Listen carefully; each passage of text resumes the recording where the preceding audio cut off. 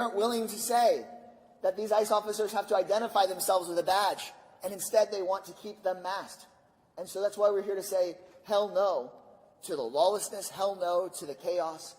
And if ICE funding comes back to the House, I'm a hell no on the House floor once again. Yes, sir.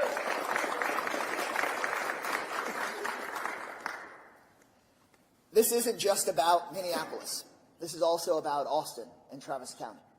This is about the kids arrested on Cameron Road on their way to school. This is about the AISD teachers that have been arrested and deported. This is about 19-year-old Ani Lopez Bellosa of East Travis County, a college student who got a full scholarship, was arrested and deported against court orders. The Trump administration said it was, quote, a mistake on their part to have deported our fellow Austinite, but they've refused to bring her back. So I want people watching at home to know that your Democratic elected officials here in Travis County are fighting to bring Annie home, are fighting to free Liam Ramos, are fighting to get ICE off of the streets of Minneapolis and Austin, Texas. We cannot stand for it. And whether you are Democratic, Republican, conservative, independent, or none of the above, when you see that photo of 5-year-old Liam Ramos with a Spider-Man backpack with that hat on, and you know that he is suffering right now in a prison, ask yourself, what if that was your kid? When Donald Trump said he was going after the worst of the worst, and now he's going after college students and teachers and 5-year-olds, who's really the worst of the worst? Remember this. Donald Trump pardoned January 6th rioters. Donald Trump has pardoned millionaire executives who stole from their workers. Donald Trump has pardoned the narco-trafficking ex-president of Honduras. But he thinks that 5-year-olds like Liam Ramos should sit and get sick in a prison. Democrats are fighting for the public safety and the constitutional rights of every single American. Donald Trump is not. Thank you guys very much. Amen.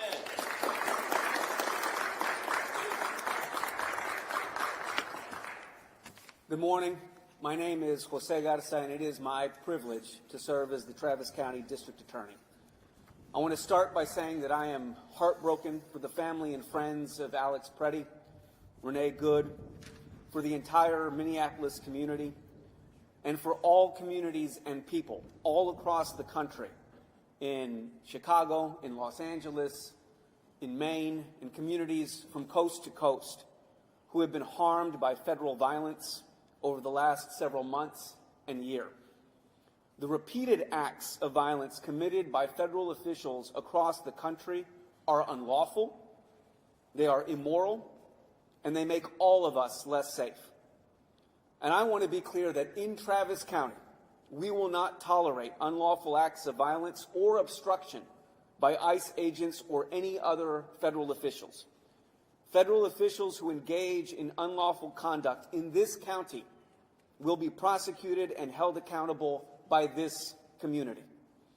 Earlier this week, I was proud to announce that I have joined the Project for the Fight Against Federal Overreach, a coalition of prosecutors from across the country fighting this violence and lawlessness playing out in streets all over our country. We are working together to make sure that federal officers uphold the law in our states and our cities. In the weeks and months ahead, I encourage all of our fellow residents here in Travis County to remain vigilant, to report unlawful activity, and to remain peaceful. We know that this administration and its reign of terror will not last forever. I believe that collectively we have the power to end it, and I know that we will. Thank you so much.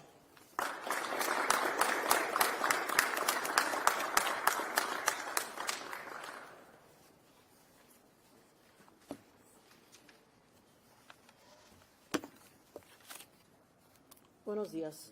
Good morning. Is this my mic? They're all live. You can hear me. Okay. Good morning. My name is Celia Israel, aquí para servirles. We're here to stand up for our community and for the Constitution and to make our voices heard for all the individuals we serve in pursuit of the American dream. These are dark times in which constitutional standards are under attack. Freedom of the press, freedom of assembly, the protection of due process. We are watching our screens in horror as violent and murderous masked men have taken the streets of Minnesota under the directive of our own federal government. That same gang called ICE has been terrorizing our community here in Central Texas under the directive of Donald Trump, while Governor Abbott is taking actions to further isolate this community. As a former state representative and the current Travis County tax assessor collector, I can tell you our immigrant neighbors, whether or not they have papers, are contributing members to our society and to our tax base, helping to fund our schools, our roads, and our first responder services. Now Governor Abbott is taking measures to exclude them from participating in society by proposing strict ID requirements to do everyday things like registering a car, for example. This would make it nearly impossible to do things the right way and would further isolate our neighbors from engaging legally, as they have for decades, in our economy to do things like buy a car, to get to work, pay for car insurance, and drive legally and safely on the roads. ICE's presence in our community, combined with recent proposed ID rules, make some people fearful to come into my office.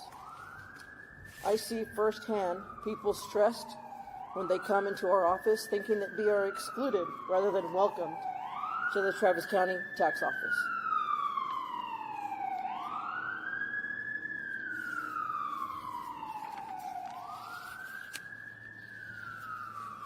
Fear is the goal. Fear is isolation. And fear is the point. They are forms of terror. Parents are living in fear that their children will be sent to a concentration camp down I-35 in Dilley, Texas.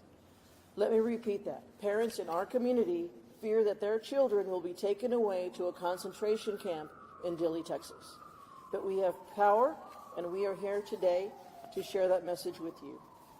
While our Constitution and democracy are in peril today, we see peaceful resistance all around us. Nurses holding a vigil for a fallen nurse. Students at Aikens High School just yesterday demonstrating for themselves and for their families.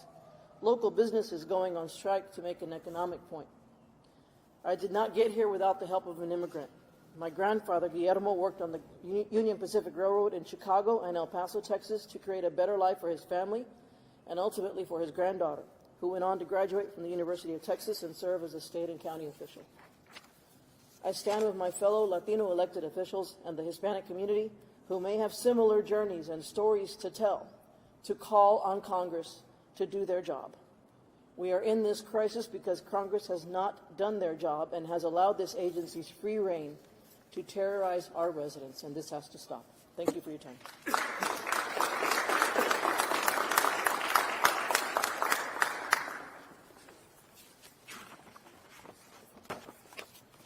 Good afternoon. I am Councilmember Jose Velasquez. First, I want to say that Mayor Pro Tem Bella and Councilwoman Fuentes were pulled away on business, but I want to affirm that the Austin City Council Latino Caucus proudly stands with immigrants and against hateful policies demonizing our neighbors.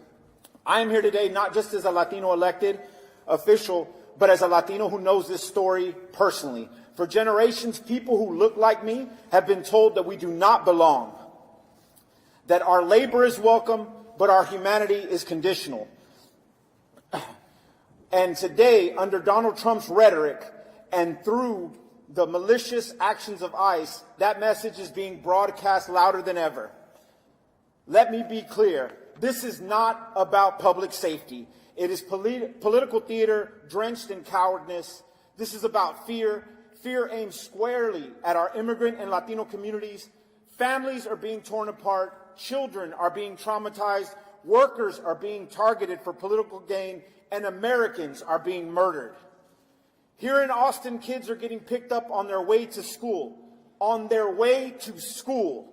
Teachers are being deported, and hardworking people that build this city are being hunted at their work sites. That's not law and order. That is cruelty dressed as policy. Immigrants are not statistics and are not props for this sick show. Immigrants are what make America great. Citizens, residents, and our undocumented, all human. And human dignity does not depend on paperwork. I reject the lie that demonizing immigrants makes this country stronger. It does not. It makes us smaller. It makes us crueler. As a Latino leader, I refuse to stay quiet while our community is targeted, dehumanized, and used as a political punching bag. It is our jobs as elected officials to make sure that we are keeping you safe. ICE does not belong in Austin. It does not belong in our neighborhoods. It does not belong in our small businesses, in our daycares, or in our schools. We are here together to demand an end to the separation of families, an end to the brutality, and an end to ICE operations in our welcoming city. We can enforce laws without destroying families, and we can govern without terrorizing communities. And we can lead without stripping people of their humanity. History is watching this moment, and I wanted to be clear where I stood. I stand with immigrant families, I stand with my community, and I will continue to fight for policies rooted in dignity, compassion, and justice for everyone that calls Austin home. To the ICE agents, I'm calling on you to visit your better angels, your faith and your humanity, and ask yourself if this is how you want history to remember you. And if you find that this is exactly where you want to be, that you are proud of the work that you are doing, and that you are really that tough, then at the very least, remove your masks so you can own the fear that you are spreading. Only cowards hide behind masks. Gracias.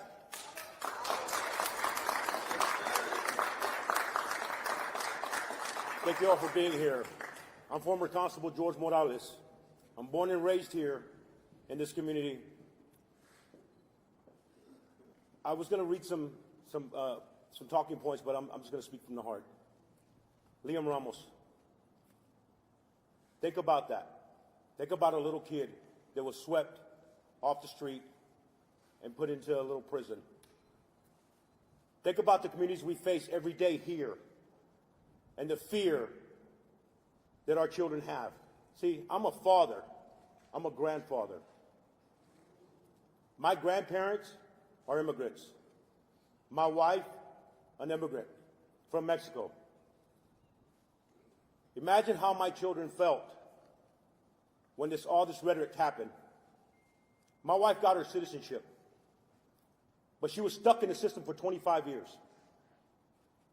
Now I say again, stuck. At 15 years old, she passed the citizenship test. And she just became, 25 years later, a citizen. Tell me the federal government isn't screwed up. Think about, in 1983, when I was 9 years old, my father kept us away from a lot of the ugliness that was existing as far as racism goes. There was a group of people that walked down Congress wearing masks. They were the Ku Klux Klan. Today, as a peace officer, we see those masks today hiding behind badges. As a peace officer in Texas, I took an oath to serve my community, to protect my community, to calm the fears, not create fear, not create hate. I'll go one step even further. The last time I wore a mask was during COVID. And I was proud to wear my uniform. I was proud for people to see my face. And I was proud to serve my community. And I was proud to inspire children and families.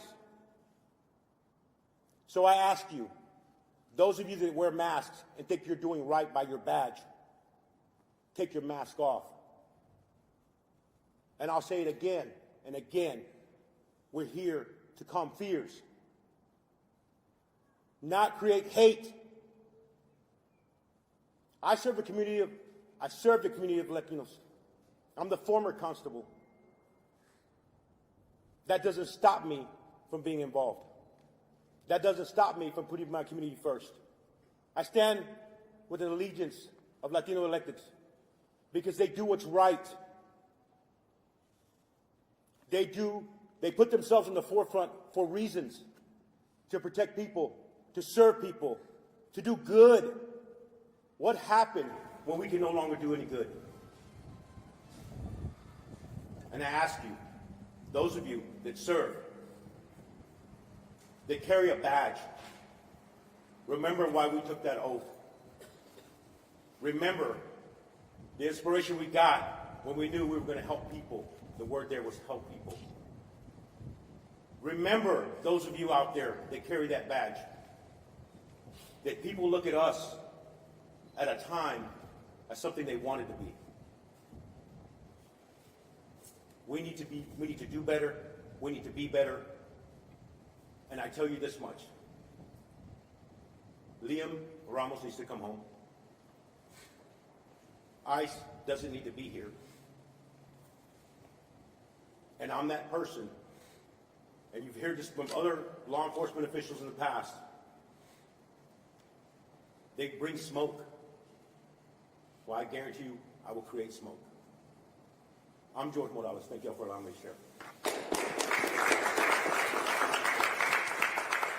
Those are all our speakers. I want to thank everybody that's here that stood with us. We have some candidates. We have some precinct chairs. We have members of our community, council members that are here with us as well. Former party chair Pooja Sethi is here as well. I just want to thank them for standing with us. And I'll just close. As you heard, the Latino experience is so varied. You know, so many of us have different versions. Some of us are, you know, first, second generation Americans. Some of us are fourth, fifth generation Texans. You know, this land was Mexico before it was the United States of America. And so, you know, we are feeling the tension in our community, and it's not only affecting community members, it's affecting all of us. And if we want our community to know that we stand with them. The last thing I'll say about, you know, the Liam Ramos situation has just weighed heavily, I think, on a lot of Latinos in general, but on mothers and fathers and grandmothers and grandfathers, and I think it was that Spider-Man backpack. I have a little Spider-Man fan at home, and I knew nothing about Spider-Man before, you know, I had this little Spider-Man fan at home, and I've learned so much. And one of the most famous quotes is, "With great power comes great responsibility." And so I'm grateful to those who are standing up here, having their voice heard. I encourage other elected officials. With great power comes great responsibility. Now is the time, a critical time, to be standing up for those in our community who are vulnerable and feeling less safe. Thank you. That concludes the remarks, and we're happy to take people at one else. Thank you.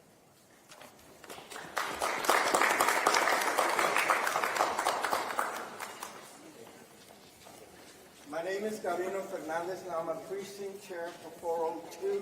This is the precinct that I elected official for, and we are passing these leaflets to all the churches in our barrio so that they can know and learn their rights if ICE happens to appear in their front door. Thanks for your time.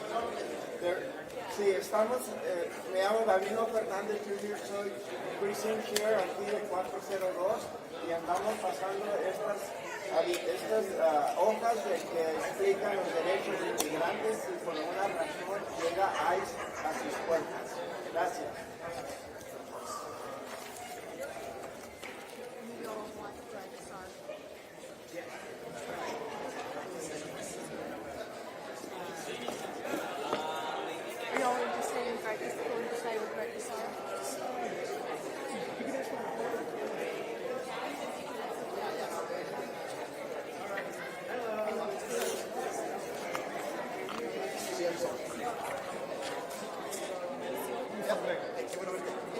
If you want any interviews with a Republican officials, let me know.